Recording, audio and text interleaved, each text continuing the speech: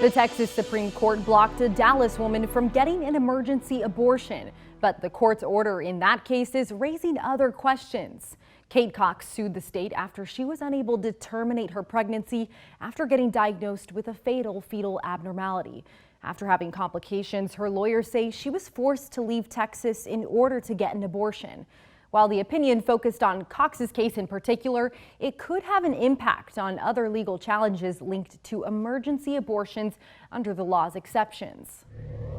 When is the medical exception really going to allow life-saving medical care? A lawyer representing Dallas mom Kate Cox is unclear on how the Texas High Court's ruling will impact future mothers. There ought to be an exception to save the life of the mother, to save the fertility of the mother. Austin Kaplan is also an attorney on Zarowski versus Texas, a group of women suing after they couldn't get abortions despite severe pregnancy complications. I'm personally hopeful that this is a sign that in the Zarowski case we will get a positive decision for mothers, for doctors. The state's abortion ban provides an exception when a pregnant woman has a condition that places her at risk of death or poses a serious risk of substantial impairment of a major bodily function. Monday's opinion reads, if a doctor using her reasonable medical judgment decides that a pregnant woman has such a condition, then the exception applies. Legal experts say the opinion's language may give physicians more clarity in the future. So this is not a ruling that Cox could have benefited from.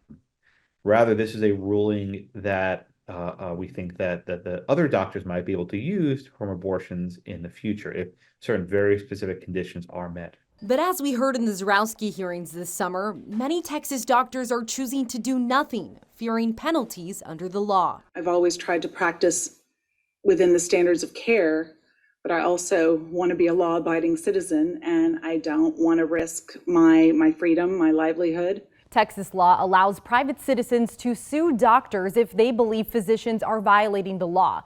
Penalties can be steep, starting at $10,000 in damages. Doctors can also lose their licenses or even go to jail.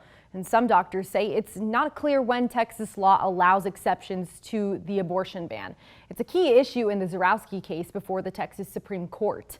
20 women are part of a lawsuit against the state. Many of them say they faced similar medical emergencies to Cox, and that state law prevented their doctors from acting until they nearly died, while some were forced to carry their baby to term only for their child to quickly die. Their central argument is that the law is too vague when it comes to what is considered a life-threatening or serious risk for a pregnant woman. The state argues the law clearly says when exceptions are allowed and that they should sue doctors instead for malpractice. The Texas Supreme Court has not ruled yet in that case. We're getting our first glimpse at how much Ken Paxton's impeachment trial cost taxpayers, why the early numbers are raising questions and concerns.